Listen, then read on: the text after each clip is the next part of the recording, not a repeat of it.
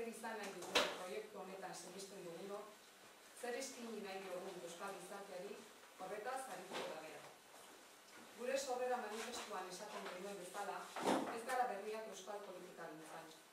Gure urtetako ikuspegi eta jokabideak ezaguna dira gizartean. Ezaguna da gure erakundeen garapenaren alde beti egin dugun apustua. Ezaguna da terrorismoaren aurkako gaitzespen tinkoa eta argia egin izan dugula beti. Eta ezaguna da baita ere, gizabanakoa helburu duen eredu sozial iraunkor eta eraldatzaile bat proposatzen dugula. Hiru ezaugarri hauek batu gaituzte besteak beste hemen gauden asko eta asko. Hemen gauden 11 lagunek, 11 emozio, 11 amets eta 11 ilusio jarri ditugu alderdi berri honen baitan. 11 esku jarriko ditugu lanerako eta 11 ahots eztabaidarako. Baina guztien artean helburu bat, etorkizun bat eta proiektu bakar bat eraikiko dugu akordioaren bidetik gure herriarentzako.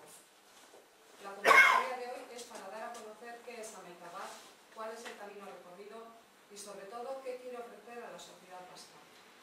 No somos nuevos en política y son conocidos nuestros puntos de vista a favor del desarrollo de nuestras instituciones, la condena firme del terrorismo y un modelo social sostenible y renovador que tiene como objetivo la persona humana.